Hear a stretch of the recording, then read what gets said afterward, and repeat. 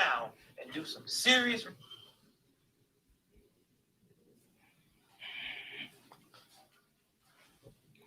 Assalamu alaikum warahmatullahi wabarakatuh, everybody. Welcome to the SOS Shout Out Show. I'm Preacher Moss. As you know, I'm the host. Today, I'd like to take a little time to talk about not just a comedy hero, but a civil rights hero. Um, I had alluded to it earlier in a discussion in some one of the shows and said that Dick Gregory finally is being acknowledged, if you will, and in a very big way. He's being acknowledged uh, in Showtime. They're doing a story on his life. They had a lot of comedians, Wanda Sykes. They had Wanda Sykes. They had Dave Chappelle. They had Kevin Hart. They had Chris Rock. And I was generally really, really excited about this thing happening, if you will. Does that make sense? I was really, really excited about this thing happening, if you will. And I saw the documentary and I really, really got enthused because many of you know that I'm a Dick Gregory guy. I grew up a child of the civil rights era in the late part of it in 66. So you get to see a little bit of your parents, if you will, going through a process, a major, major transition, if you will. And the comedian for that transition was not Richard Pryor. That comedian for that transition was not Dick Gregory, Paul Mooney, or any of those guys. It was Dick Gregory. And a real personal story, which is something that I felt like I felt I should really bring to this discussion here, this spotlight, is that Dick Gregory was the comedian for the civil rights era, but also the era for black leadership, black intelligence, and black love. And when you watch the documentary, which is accurate, but there was a major omission that happened, and I don't want to overlook that omission because I think it's really important. They talked about how he grew up. Now you can read a lot of this stuff, brothers and sisters. His first book that he wrote was an autobiography called Nigger, Nigger. That was the name of it. I remember taking that book to show and tell, and the teacher did not want me to use that word. But I'm like, well, you told me I could bring in a book I really liked and respected. That was the book, and she didn't want to have me use that word. Uh, Essentially, I did the book report on it anyway. That's not the point. Was that there was a boldness and a brashness that came with Dick Gregory that hadn't happened with anybody else. As much as I love Red Fox, as much as I love Richard Pryor, you can go on down the line. Dick Gregory, brothers and sisters, was the first comedian that I ever saw, black or white, who could stand on the stage, give you a position, and remind you in a way that only he could that he had made a decision, that he had chosen a side. And what a lot of people didn't realize back then was he chose the side of humanity. He chose the side of the underrepresented, the oppressed, blacks, Native Americans, Latinos. He chose the side of the people who've been left behind. In my discussions with him, you know, we had a teacher-student relationship. He foretold where I was going to be in my career about this time.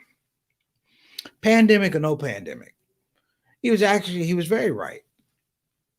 At his 80th birthday at the now defunct Riot Comedy Club in DC, I said, Mr. Gregory, you're 80 years old. I said, how long are you going to keep going? And as I waited for a response, I moved back because when he would rear out, it was going to be pure fire. And he said, I've outlived all of my contemporaries. He said, I do comedy as a result now of understanding that my relevancy is different It's not the same as when there was a Medgar or Malcolm or Martin. He said, it's not that. He said, my relevancy is sort of like Mandela, and we'll die of old age. Because the sense of urgency of where we come from is no longer respected, and even more, it's no longer investigated. We don't look into the times, understand just how special this person was. And even that being said, in a kind way, he said, do you care about the things you talk about? I say, yes, sir. He made me list them. Do you care about Black people? Yes. Do you care about children? Yes. Do you care about your Muslim brothers and sisters? Yes. Do you care about your Christian brothers and sisters? Yes. He said, one day, if you're not careful, you're going to be 80 years old asking yourself the same question. He said, because you, young man, have done like I did. You made a decision long ago. And I sat in silence because this man was 100% right. Now, let's be honest. He had different relationships with everybody. You know, I can't claim any type of ownership of a relationship with Dick Gregory, except that he was kind to me and I tried to be kind to him. And I thanked him every time I saw him. And it's funny, you know, you don't see somebody for a couple of years and you run up and you say, hey, Dick Gregory's preaching about, and you start running your mouth about ways. He said, fool, I know where you from. And he'd give the greeting.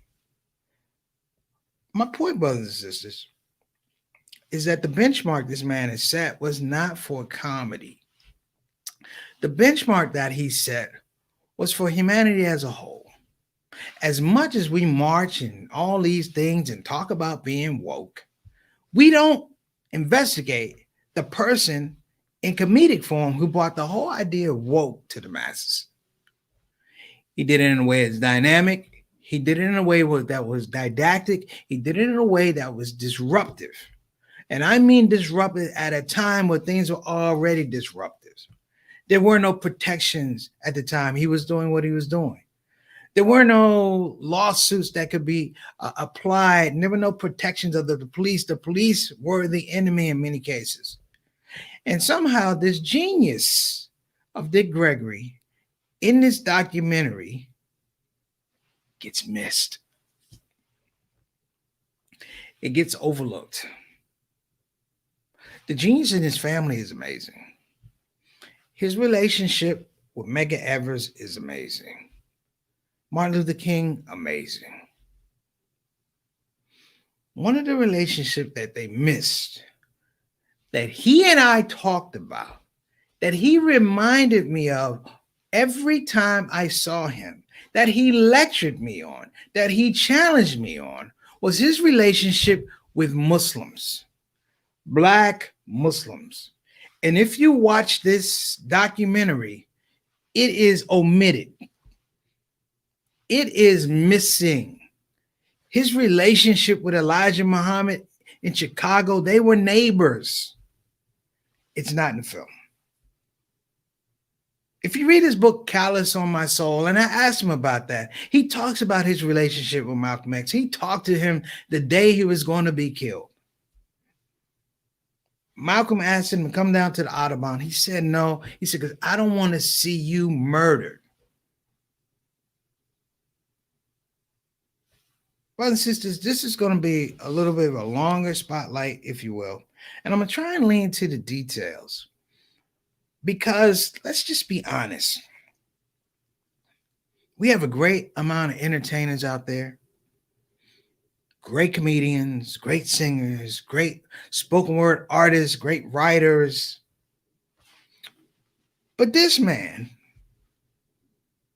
asked a question of himself and he answered it.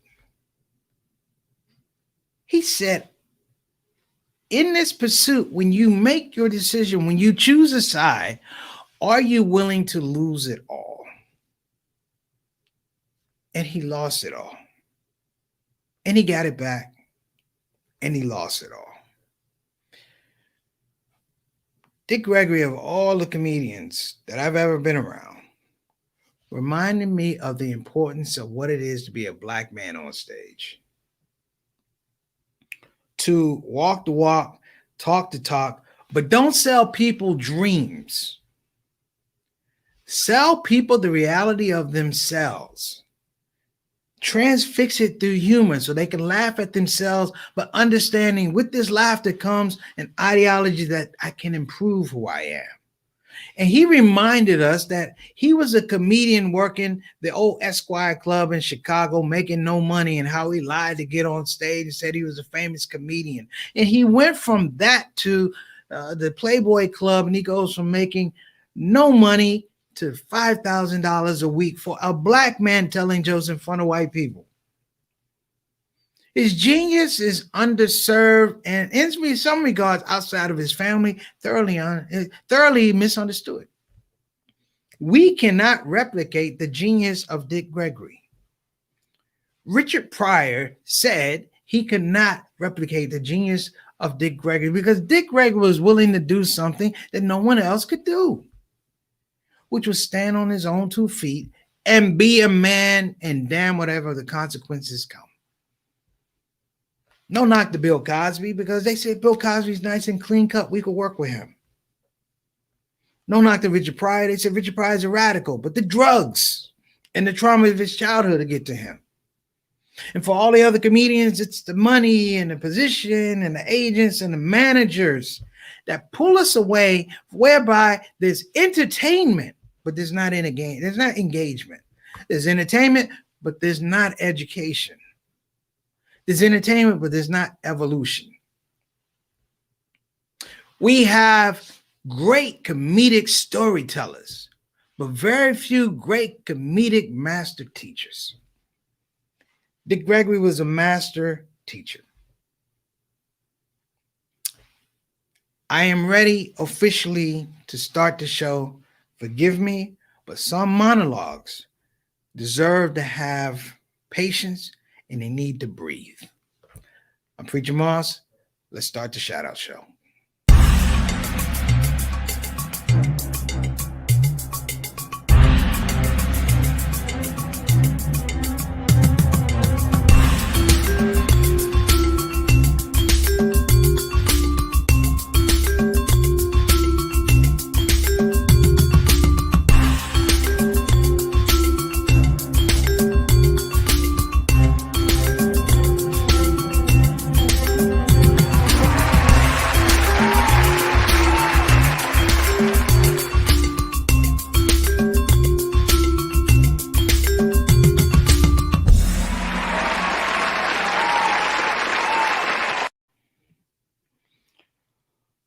So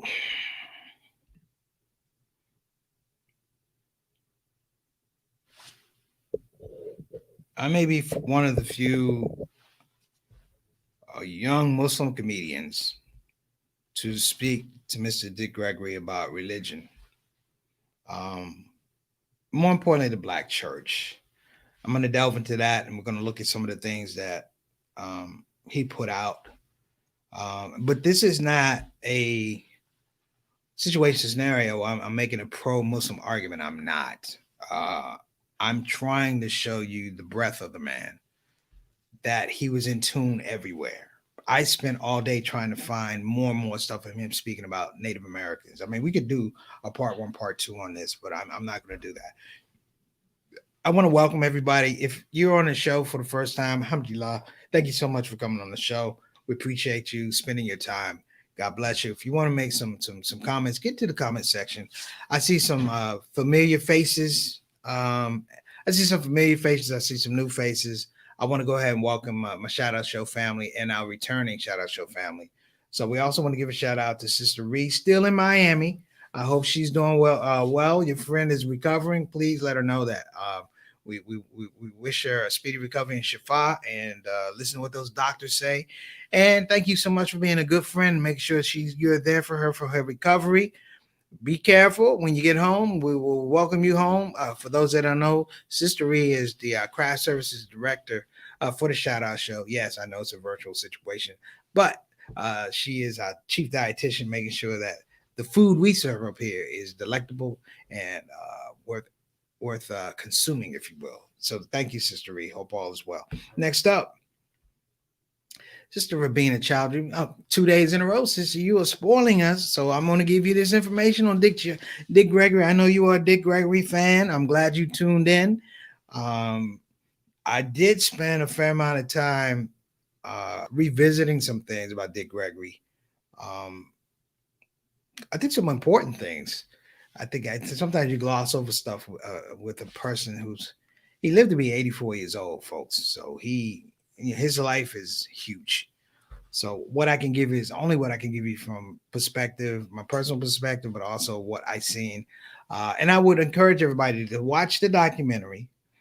To watch the documentary, the one and only Dick Gregory. I am going to watch it again. I've seen it twice. I'm going to watch it again because there's always nuance in a lot of things that he says. Sister Rabina, thanks so much for coming on the show. Althoff, our Canadian ambassador to the show, my brother. How are you, my man? Straight out, Mr. 6 o'clock. Thank you so much for tuning in and just supporting what we do here. Wa alaikum assalam wa rahmatullahi wa barakatuh. Thank you for your wishes of course, peace, peace and blessings and mercy. I thank you so much. Next up, what's going on? Ayana Gregory, who I did meet. I met her actually at Mr. Gregory's funeral, his homegoing, which was held in the Washington, D.C. area in Maryland. Ironically, it wasn't put into the documentary. Actually, his eulogy was done by the Honorable Minister Farrakhan, which surprised a lot of people. If you get a chance and go on TV One, watch the eulogy that he gives. Because the eulogy that Farrakhan gives is a eulogy of a man who he knew Mr. Dick Gregory for quite a long amount of time. And so you're talking about icons talking about one another, two icons, but Dick Gregory was older, which is funny because Farrakhan said Mr. Gregory was talking, I would listen. Imagine the minister having to be quiet. I digress. But I think it's really interesting to dig into this whole idea of how Mr. Gregory thought about the Black church and what he called the universal God. Check that one out. Ayana Gregory, yes, indeed. Abdul Wahid, good to see you, man. Wa alaikum assalam wa rahmatullahi wa barakatuh. Studied Dick Gregory since his teens. All black folks need to truly understand his genius, his contributions, and his legacy. Sister Sophia, we're going to try and get into it. Because I'm going to be honest with you. I have a very myopic view of Mr. Gregory till I actually was in his space and he was in my space. And he totally expanded my space and made me feel like there's some people that come around you make you feel like you ain't done nothing in your life. He was one of them. And I'll talk about that as well. What's going on, Sean? Good to see you, brother. Peace and blessings to you and your family, man. We got to get together when I get in DC, man. We got to go to Ben's Chili Bowl or something like that. We got to have one. I hope you and your family are doing well. Now, Sean Robinson, brothers and sisters, Mr. Noise, is a comedy connoisseur. And I'm going to ask you to, if you will, Sean, feel free to jump in. Because I say Sean is comedy connoisseur. For the DC area, he knows everybody. And Mr. Gregory, for a time, was a resident of the DC area. And we bow down to him. You know, people who really know comedy, particularly Black comedians really know comedy.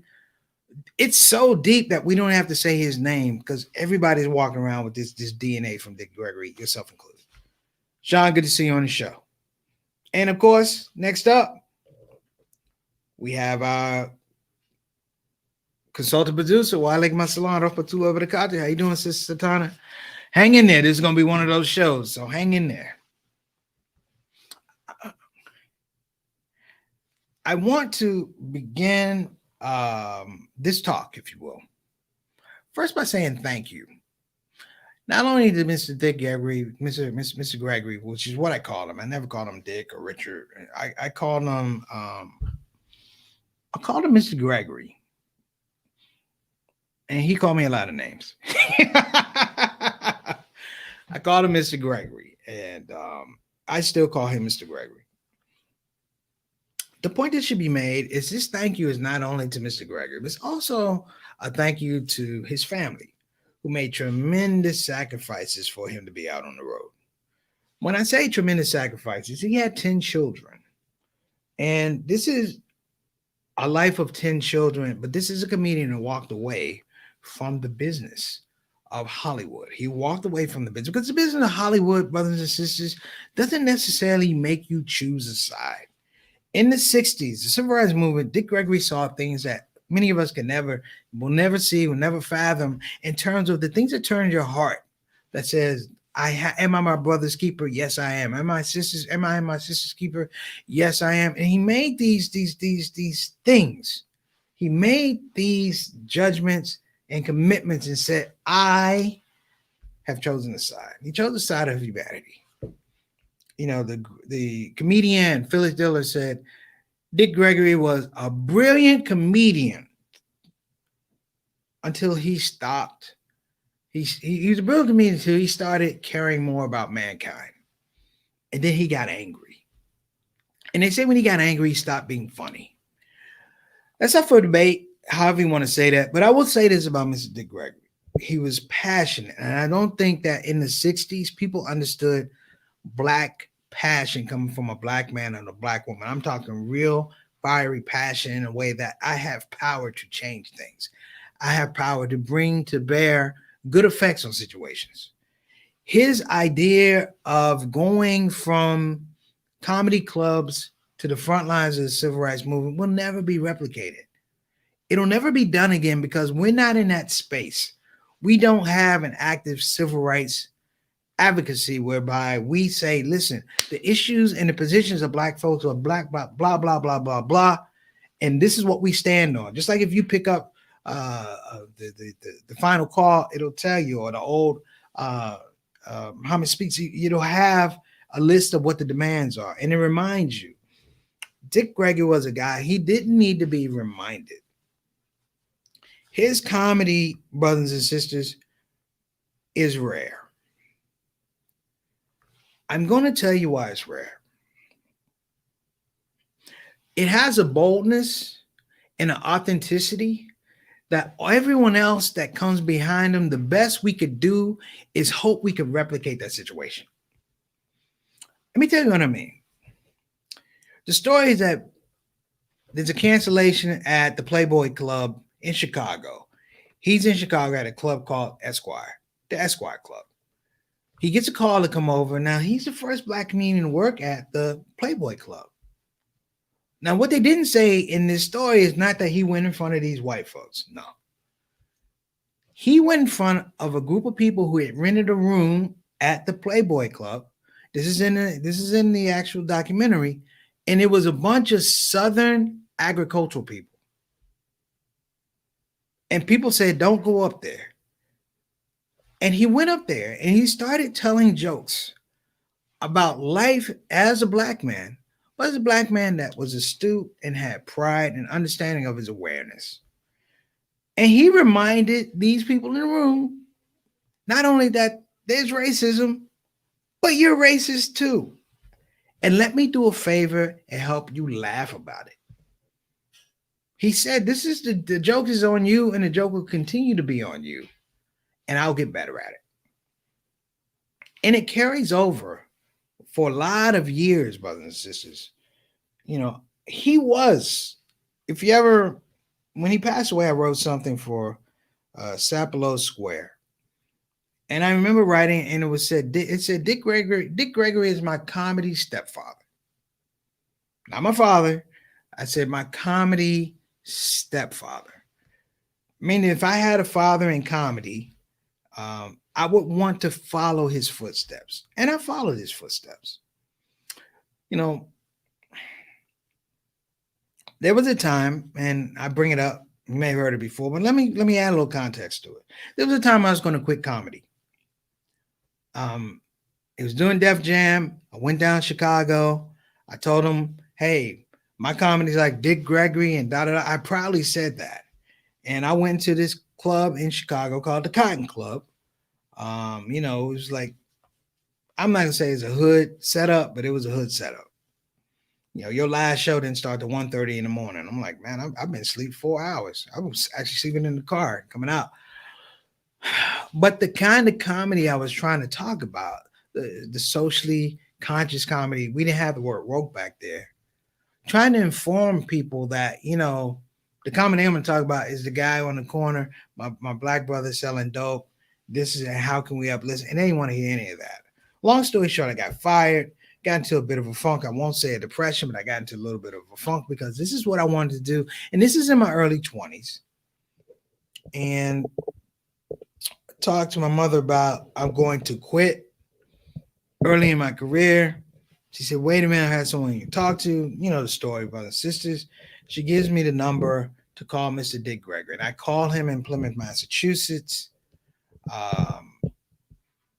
Wife picks up. I said, hi, my name, da-da-da. I talked to Mr. Gregory, and he listened to me cry, boo-hoo, and whine.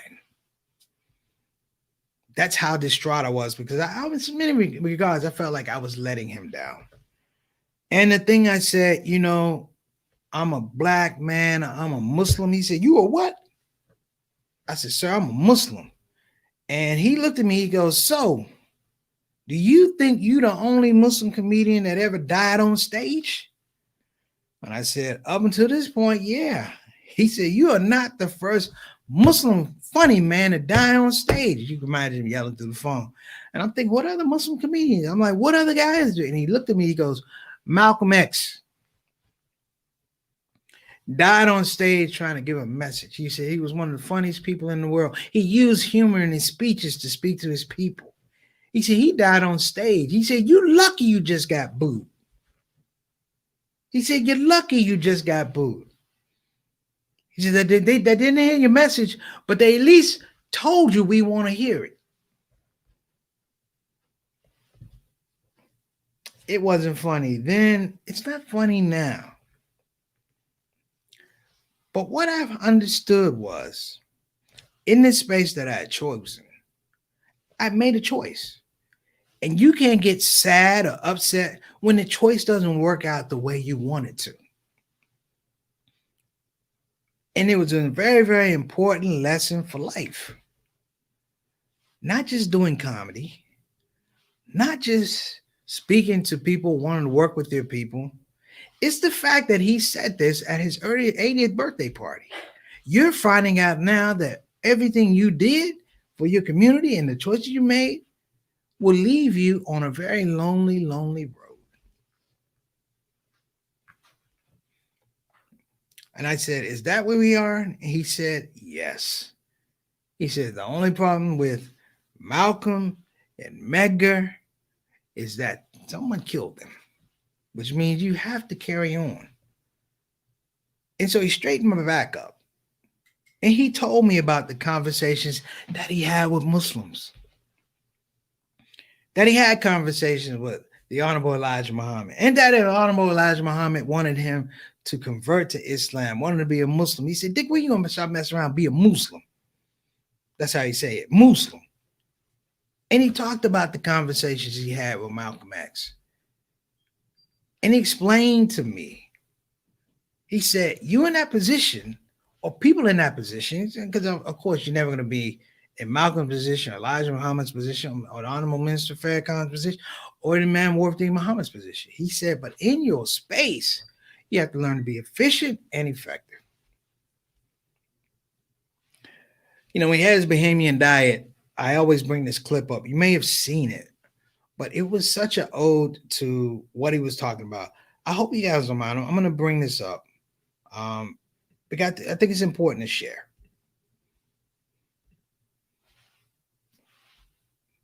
Because it's not in a documentary, really.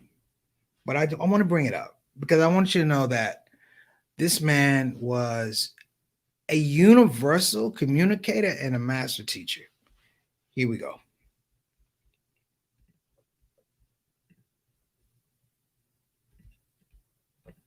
And until we can really sit down and do some serious research on what our diets is.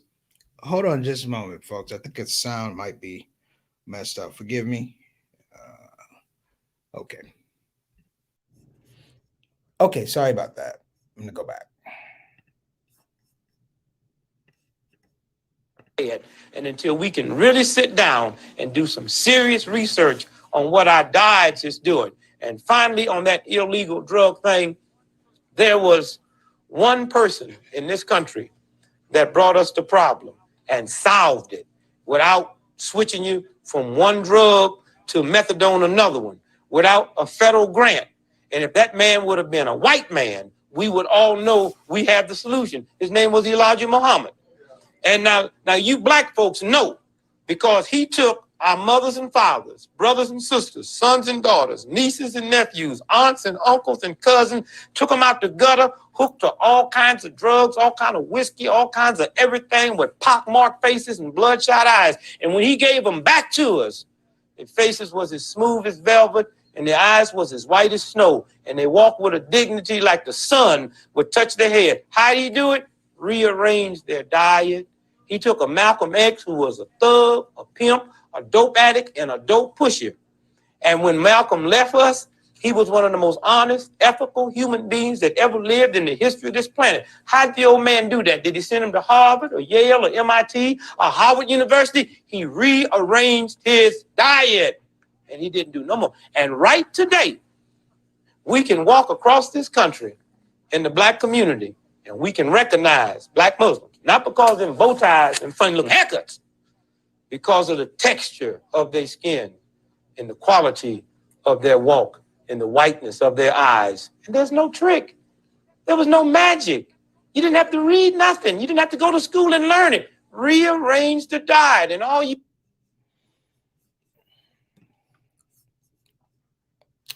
So you guys began to get a little bit of the gist.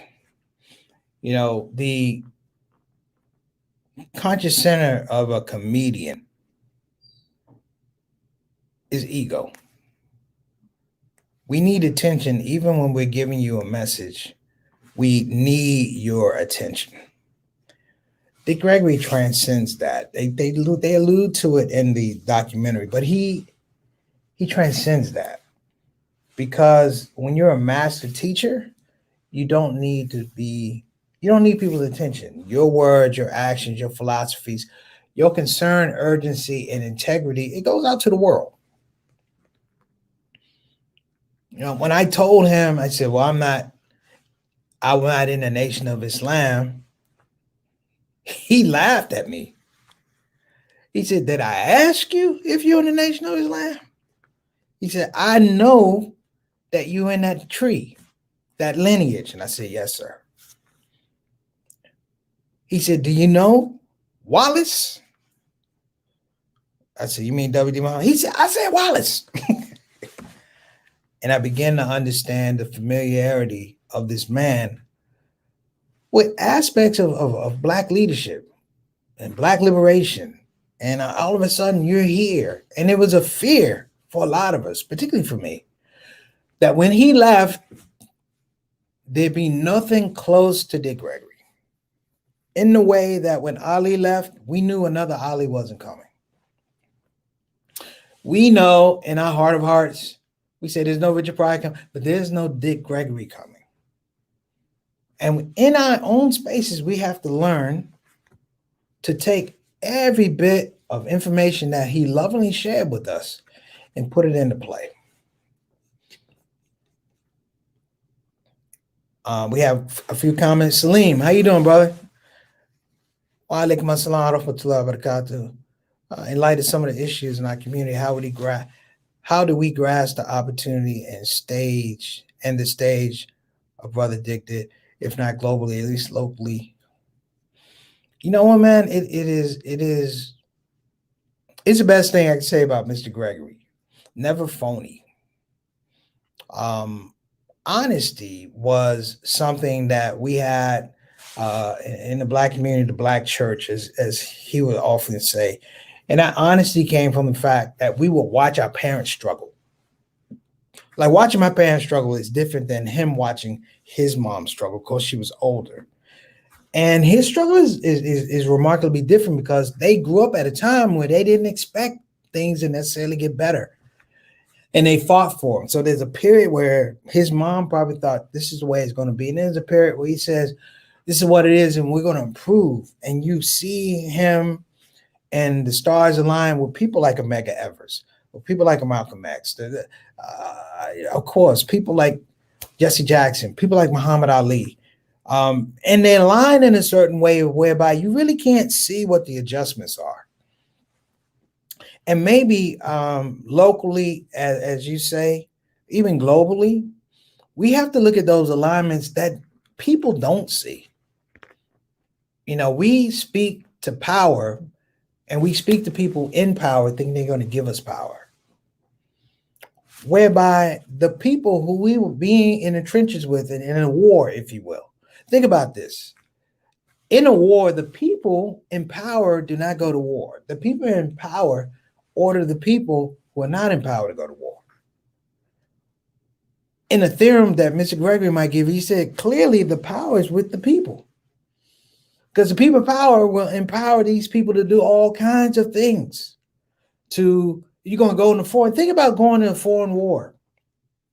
You got to train here in the military to kill the enemy.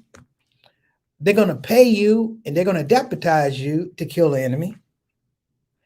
They're going to take people who have maybe even never left their neighborhoods, put them on a plane, fly them to a foreign place, give them firearms, weapons of death. But it's only going to happen when they tell you who to kill.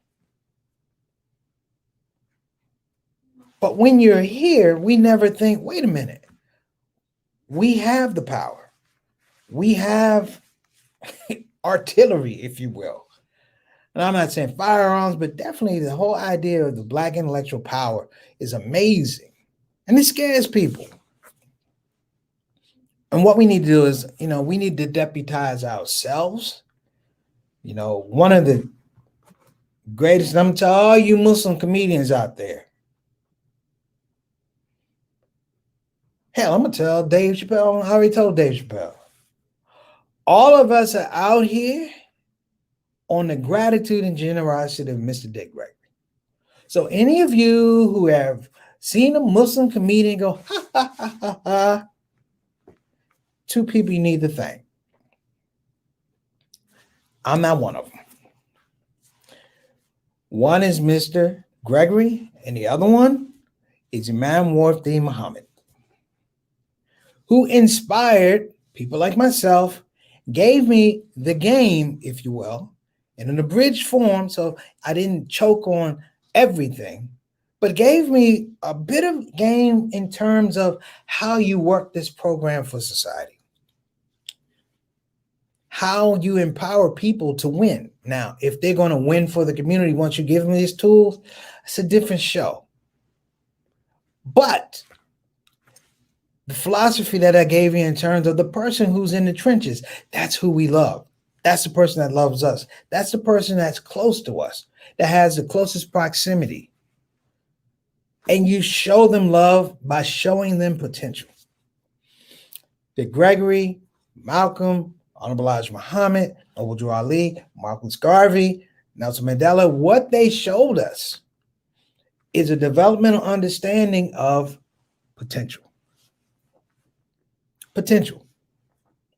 I like to say that our great granddads and grandparents, they understood potential, but they couldn't act on it because you could get killed for potential. So, but what they did was they framed it and held on to it. And when the coast was clear, they gave it to their kids. And when that coast was clear with our parents, they gave it to us. I can't really claim originality on All It Made Me Funny because the conversation happens with Mr. Dick Gregory at Kansas State University. I took a reduction in pay to introduce this man at an event for Black Leadership Coalitions of Big 12 schools. And I was so happy to open for him. I had a horrible set. And I felt really bad. I'm like, well, people are upset with the things I was saying because I was being very frank and da-da-da. And they wanted to party. They were there, Black Leadership, they wanted to party. And I kind of said something I regret. I said, if you have to have a conference to feel like a Black leader, maybe you're not a Black leader. Maybe Black leadership isn't your thing. And of course, it led to a mutiny. And the guy who saved me, of course, was Mr. Dick Gregory. because he watched my set. And he said something, and I'm going to repeat this. So whoever's on is on. This is Mr. Dick Gregory, and this is verbatim. He goes, all of you need to sit down and shut up. Imagine this is a bunch of teenagers, not teenagers, but they're in their teens, in their 20s. A lot of them didn't even know who Mr. Dick Gregory was. He walks in, he goes, the greatest revolution in the world happened in the United States.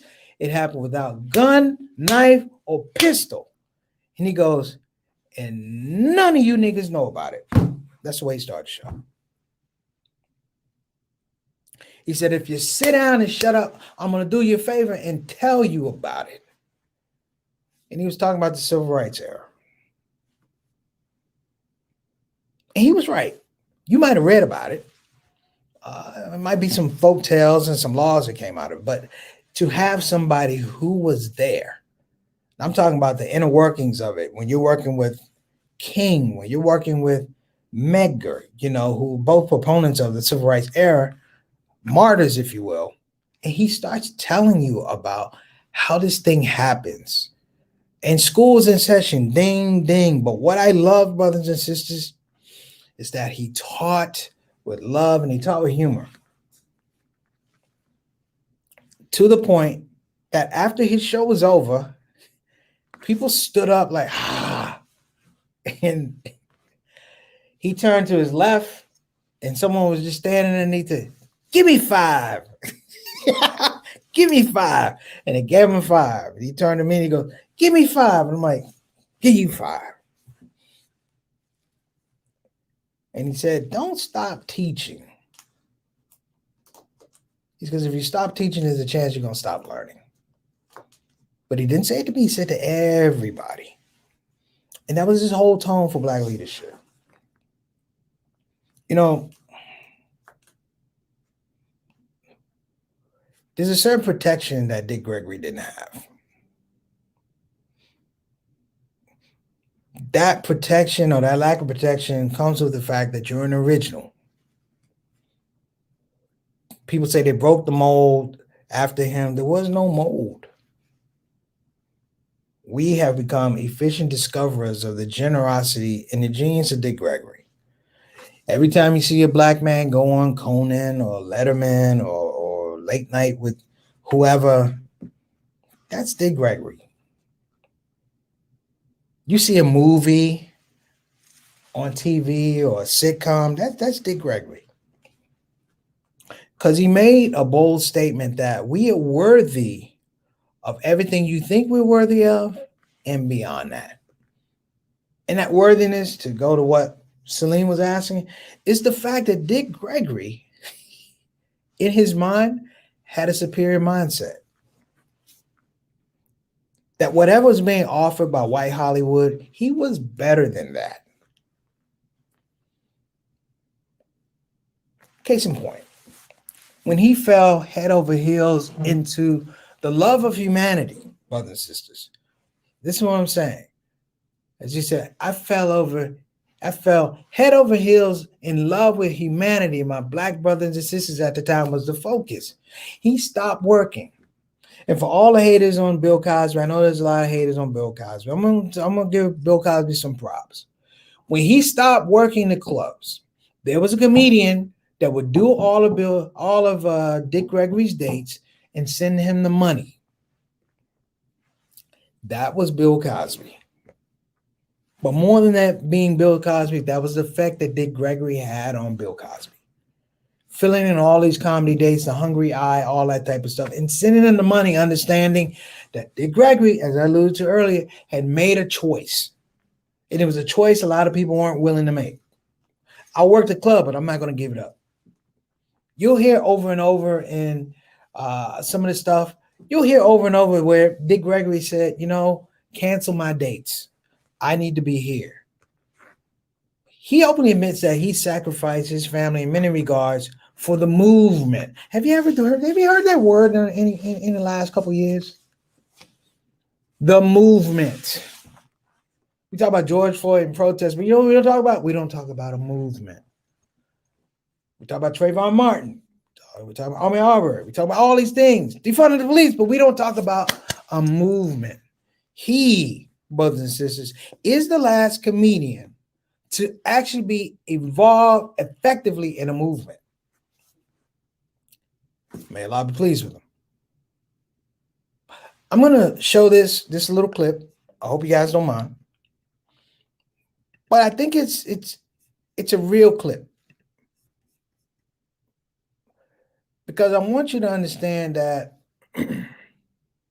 his relationship, or the relationship I had, Mr. Gregory was a great relationship. Love that gentleman. But he was generous to me because he reminded me of history. Not only the history that he had with everybody, including the Nation of Islam and Muslims, but he reminded me of the history that they had together with humanity. So this is one of his not one of his last stand-up joints, but you can see that the love is palatable. He's doing this thing, it normally doesn't happen. He's speaking at Muhammad's Mosque number 7 in New York. So I just want you to watch and understand what he's about to say. Master teacher. Don't look. No, that's not funny. From the time they born to the time they 8 years old, you cannot look at them pictures and see a hoe or a tramp or a murderer or a soldier or a cop. That happens after they get in your house. It didn't come from the universal God. After they get there, they learned that from you. The vibrations they pick up from you. And then after a certain period, that little innocent look change. Change. Somewhere. This whole thing can change. Your attitude.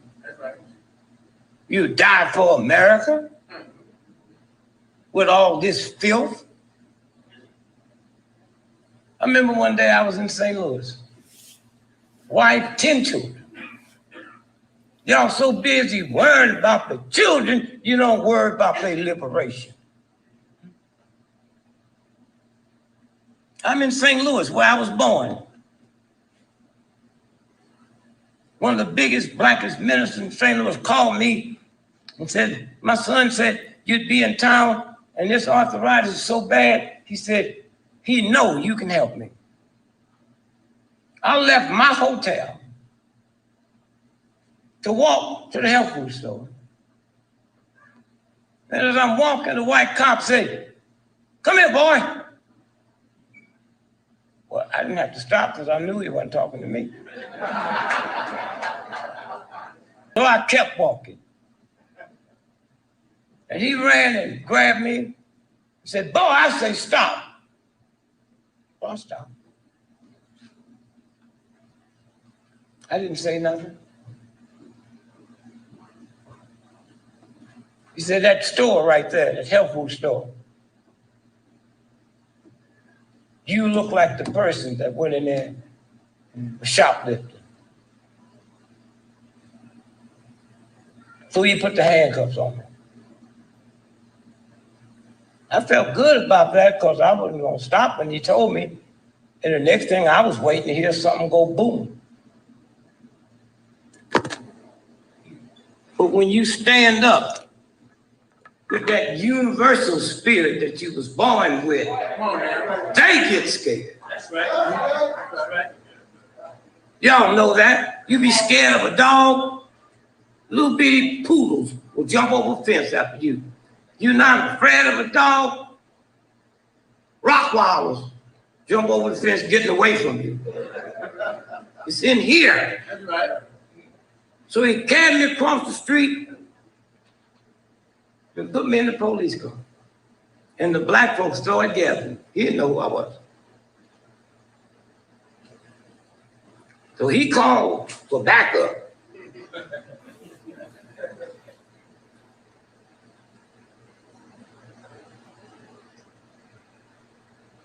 black captain pulled him to the side. He really messed up today. So the black captain came to me to apologize. He said, give me these keys. I said, what's that for? He said, take these hands. No, you're not. Y'all got a lawsuit. Yeah. So here's what the black cop did. Huddled with the white cop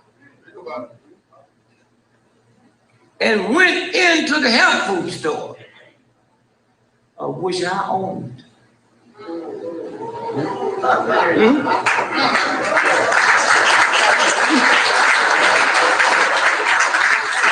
That God is such a lovely God. Yes, he is. Yes, he is. When you be lovely.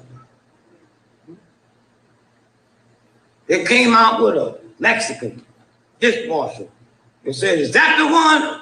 Yeah. I said, come here, brother, let me tell you something. I said, I guess you need this job, but I own this store.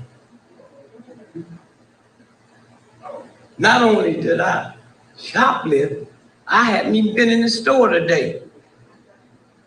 Now, you go tell them that you just lied. And he did. Now they really mad. They take me down, book me. All over the world, Dick Gregory arrested for shoplifting. Next day, 1,000 people outside the jail. I called my wife and said, cancel all my dates and tell them I'll rebook them and it won't cost them nothing. And I stayed in that town 6 weeks. I think you guys get the gist of it. Even in talking about Dick Gregory, I can give you all the historical data on Dick Gregory, the biographical information on Mr. Gregory. I can tell you his best jokes. I can tell you all the albums that he did. But what I can't tell you is the thing that made him like that. I can't dissect for you what it is in his chest that allowed him to do that. And no knock on comedians or entertainers today. But they can't. We have nothing close. In fact, sometimes we try to invent superstars. We try to say that they're humanitarians. Maybe, but not at this level. Not at a level whereby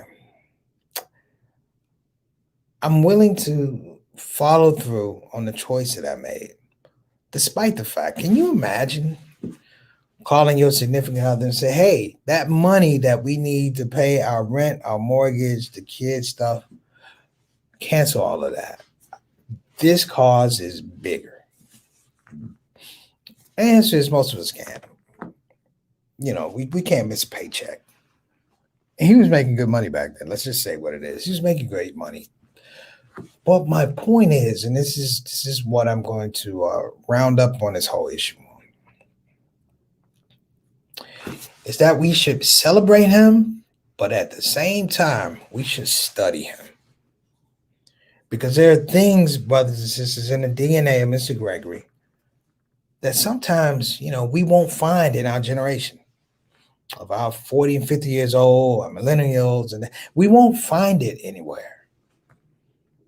It was a different time.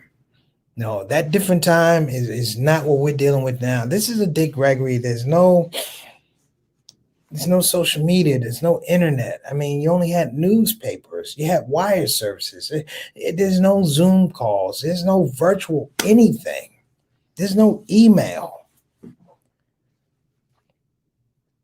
There aren't the tools for duplication or replication. You know, I don't even think they have Xerox machines back then, brothers and sisters. But here's a man, a comedic entity, in the way that we have, again, a Malcolm or a Medgar or a Mandela or even a Gandhi that finds the language of the people. And the language of the people is love. That's the show for today, brothers and sisters. I hope you enjoyed it. I would encourage you to check out the documentary, the one and only Dick Gregory, currently on Showtime. If you want to watch this show, feel free to look at it on YouTube. It'll be uploaded in a little bit. Big Sean, I will check you out when I get to DC. You know, I still got my number, so give me a call. I'll be there next week. So other than that, brothers and sisters, I hope you enjoyed the show. We're going to thank our sponsors because this was a long show, and I hope you enjoyed it. I hope I did. Let me just say, I hope I did justice to Mr. Gregory, because it's always an issue that I worry that I don't.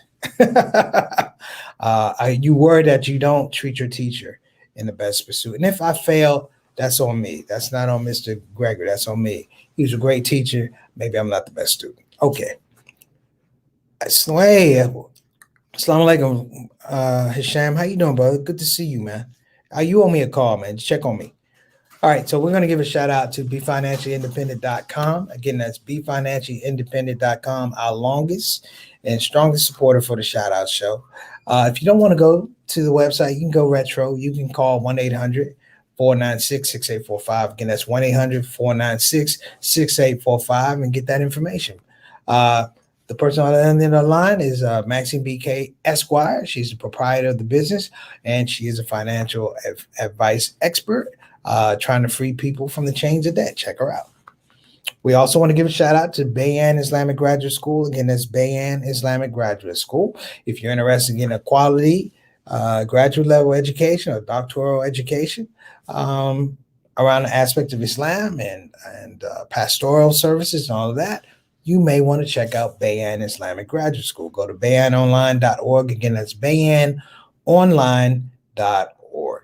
So as we close out, I want to also give a shout out to the Mr. Gregory's family, Miss Gregory and all of his children.